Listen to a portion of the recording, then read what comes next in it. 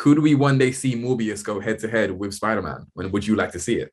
I mean, I think it has to happen. Morbius is a character that hasn't been brought to the big screen before. What drew you into taking the role? Well, that exactly. I mean, that was a huge opportunity. To bring that character to life for the very first time on the big screen was something I found really attractive. Super excited about that. And I like the fact that there was kind of 3 roles in one here, so there was a transformation kind of built in. I really enjoyed that too. Talk to me about the how you approach the 3 like sort of steps of Michael Morbius as a character, because you got the sort of pre-vampire, you have this sort of transitional period, and then you have the full-on vampire Morbius. Like, how did you approach that? You know, just like I would any other character in that, you know, you just start at the beginning, you immerse yourself in the material, you dig as deep as you can, and you let your imagination go to work. It was actually a lot of fun. I mean, it was an intense role as usual. It seems like that's kind of familiar territory for me, but I really loved the opportunity to star in a movie like this, a big fun action adventure Marvel film, but also it lives on the darker side of the universe. And I love the complexity of the character and the conflict that's there. Obviously, I mean, I know, and a lot of your fans know you as, you know, a very iconic, suave hero in sci-fi, like the Doctor. How does it feel now to be the big bad villain? Well, I enjoyed it, man. It was I was always keen to sort of play a villain in that world. I think if there were a part to come along, because you can lean into all the sort of good, mad stuff, can't you? Yeah. And I've always loved vampire films. So when the 2 things came together, I was like, yes, symbiosis, let's try and go for this. And then now, would you say this is the start of like your villain era? Is Matt Smith going to lean into the more bad boy role soon?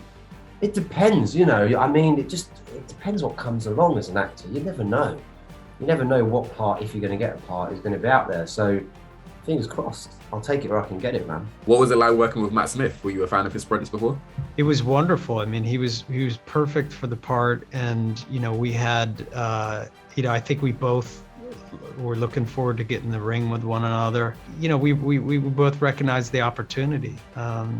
So he was incredibly generous and kind and supportive, and I really feel lucky to have worked with him. No, he's a good guy, and you know, these kind of films, they're intense, and you know, our relationship was really you know, we were very close, our characters, and then there's obviously a lot of conflict there, but he just did a terrific job. The first time I met Jared was on the first day of the shoot, so there's no rehearsal or any of that, and then it's always, your only real interaction with him is always as the character, as sort of Michael Morbius. So I enjoyed it. It created quite a sort of interesting, intense atmosphere that was quite focused, and I enjoyed slotting into that. I don't want to venture too much into spoiler territory for those watching, but I feel like I have to at least sort of talk about the 2 post-credit scenes of the movie. My main question is, could we one day see Morbius go head to head with Spider-Man? When would you like to see it?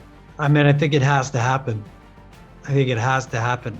To go head to head with Spider-Man is, yeah, that's pretty exciting to think about that, and I think I'd like to see it. Morbius isn't the only villain that's got, you know, an axe to grind with Spider-Man. Quite a few other villains are in the ring now. There's Venom with Tom Hardy. You've got Michael Keaton's Vulture's now coming into the ring. Raven is even on the way. Do you have villains that you're really excited to see what they do next with?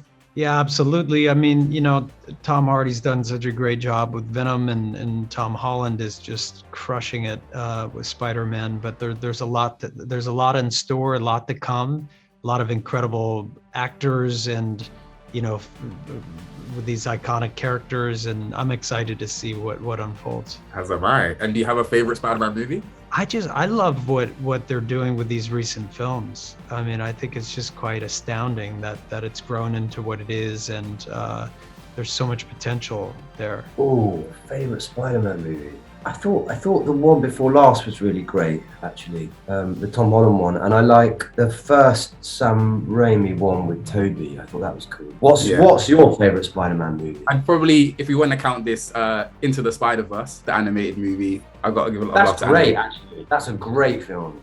That's a great film. Yeah, yeah. Now, a lot of the action and the visuals were like sort of heavily VFX and CGI based. What was it like doing the action scenes, not really knowing what your character was fully going to look like? It's a great question, and it was strange, you know, to have an idea of what things could potentially be like, but to know that they're going to be fully realized in the future. But I really pushed for as much CG as possible. In the beginning, we were actually discussing prosthetics, and I was really, I thought for this particular film, it was important that we use technology and we would be at the cutting edge of that technology as well. And I'm really glad we did. It gave us a lot of freedom to do things and surprise, and to have, you know, the character kind of surprise people as well. I love it. And do you have like a favorite scene that you shot or a favorite date of filming? Well, I mean, little things like, you know, saying, you know, I am Venom was really fun because it was improvised.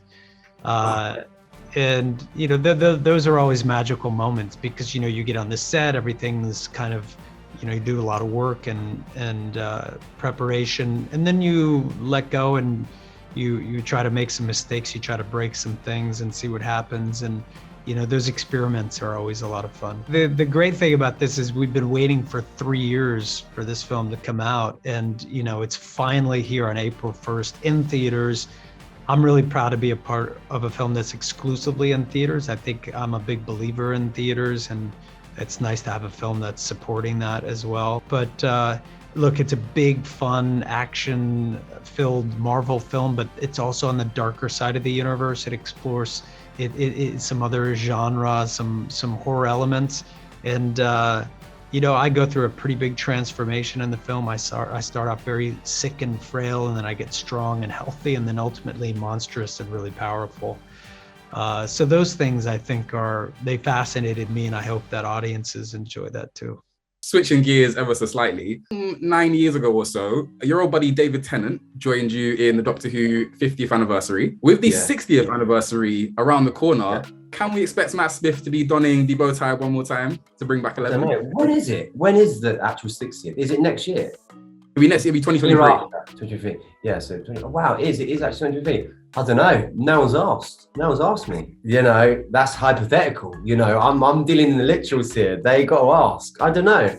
Who knows? I mean, it depends on a million things, doesn't it? It depends on what the project is, what the idea is. What I will say is, I think I'm really excited. You know, I think Chris and everyone has done a fabulous job, and Geordie, and it's nice that they've got another episode to see their tenure out. But I think it's as Chris hands it over, I think Russell is a brilliant fit for the show again. I think he created such a definitive, iconic era, and I think he's a brilliant, clever writer. But I think he's got a brilliant Doctor Who mind, and whatever he does, I know it'll be pretty spectacular. Yeah, I'm a big Russell fan. I loved his run on Doctor Who. I mean, I've never all of Doctor Who to be fair. So talking to a fanboy here. Mate, pivoting on. Listen, same here. I love Doctor Who. I'm also a fanboy. It's like, it's the greatest part in the world. It's the best. Now, switching over to another iconic franchise, Game of Thrones fans are massively excited to see you in House of the Dragon. What can you tell us about it? How much fun was that to film? Yeah, that was a tough shoot actually. It was 10 months, and it was over the pandemic. Well, bits of the pandemic, and it was quite difficult. I don't know. I haven't seen a frame of that, so I'm not sure. I'm like you. I'm waiting with bated breath to see how it turns out. I've got absolutely no idea, and who knows what people are going to make of it. I couldn't tell you, but we worked very hard to deliver something that we hope people will enjoy. That's what I can say, really. Between now Doctor Who, Game of Thrones, now Marvel, you're conquering all of the geek franchises. Is there any world you want to explore next? I feel like I'm keen to see Matt Smith take on a Star Wars role. Oh, I don't know. Again, look, people got to ask you to do it, innit? Who knows? It depends what's out there and who wants me to be involved in it, and if they'll have me. Look, I'm open. I'm ready. Yeah, you a fan of like any other big franchises? Yeah. What franchises are there? You've got Star Wars. What else you got? Look, you know what? Back to the Future. Where's that? Where's that sort of franchise? Like Indiana Jones. I'd love to be in that. Indiana Jones is coming back. Disney said they're coming back. I mean, they filmed it, haven't they? Yeah. Yeah. I'd love to be in that. Amazing. Well, whatever you're in next, I'm sure, like you said, the fans are waiting with bated breath. So Oh, I don't know about congratulations. that. We'll see. Listen, man, it's really nice to talk to you. Thank you, brother.